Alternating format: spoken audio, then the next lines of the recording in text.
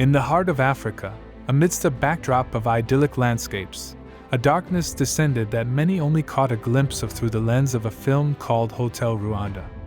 But there's so much more to the story than what was shown on the silver screen. Dive deep with us into the haunting realities of the Rwandan Genocide. The Rwandan Genocide stands as one of the darkest chapters in African history.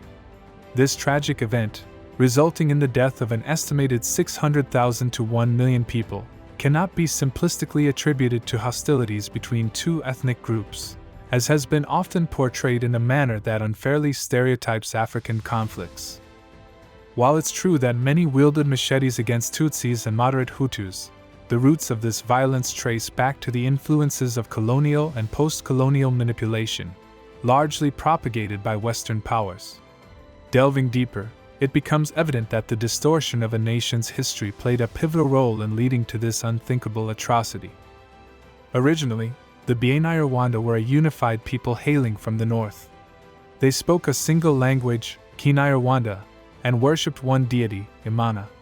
Organized as a kingdom, they held profound respect for women, a sentiment echoed throughout Africa, and maintained an intricate administrative system. They saw themselves as a united entity.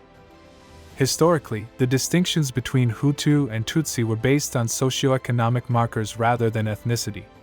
Individuals owning fewer than 10 cows were categorized as Muhutu, Hutu man, or Omahutukazi, Hutu woman. In contrast, those possessing more than 10 cows were labeled Mututsi, Tutsi man, or Omututsikazi, Tutsi woman. This status was fluid and could shift annually based on one's cattle count. However, the Tutsi predominantly represented the elite ruling class, while the Hutu formed the majority of the working population. German and subsequent Belgian colonizers redefined terms and dynamics that would eventually lead to the genocide. Seeking to control a well-structured society, they began by promoting Christianity to make the local populace more compliant. Mwami Yuhi Muzinga's refusal to convert led to his removal from power and eventual exile to the DR Congo by the Belgians, where he passed away in 1944.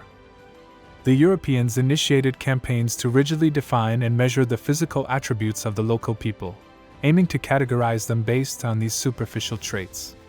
They measured various facial features to establish artificial hierarchies and distinguish between races. Consequently, the Banyarwanda were classified as 85% Hutu, 14% Tutsi, and 1% Batchuar, also known as Pygmies. Over time, these figures became ingrained in the collective consciousness of the Banyarwanda. Belgian authorities then introduced identity cards specifying ethnicities. They propagated the notion that the Tutsi were superior and that the two groups were fundamentally different.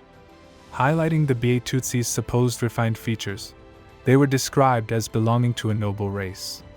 This planted seeds of superiority within the Tutsi and a sense of inferiority among the Hutu, with both groups swayed by the authoritative perspective of their European colonizers. The Tutsi elite became Belgian proxies during colonization, benefiting from their privileged status. Conversely, the Hutu were relegated to forced labor camps supervised by Tutsi. These Tutsi overseers were compelled to enforce harsh discipline on their Hutu counterparts, with the threat of facing the same treatment from the Belgians if they refused. The Tutsi elites played a pivotal role in the movement for Rwanda's independence. However, as the Belgians and the Catholic Church shifted their allegiances, they began supporting the Hutu. This led the Hutu majority, driven by extremist leaders, to retaliate against the Tutsi due to years of mistreatment. In this charged atmosphere, the first major massacre against the Tutsi occurred in 1959, forcing around 200,000 Tutsi to seek refuge in neighboring countries. Subsequent efforts by the Tutsi to forcefully return, backed by American and British support, intensified the animosity. Fueling this resentment, the Belgians authored the 10 Commandments of the Hutu, a deeply divisive document.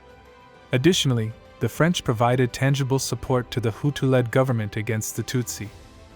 This tension reached its peak in 1994 when, just 15 minutes after the assassination of Hutu President Juvenal Habyarimana in an aerial attack, a well-orchestrated directive to commence mass killings was issued.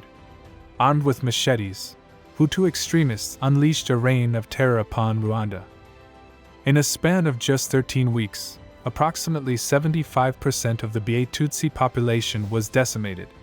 Neighbors turned against entire families, Tutsi wives were slain by their Hutu spouses, and even Tutsi children met their end at the hands of their Hutu mothers.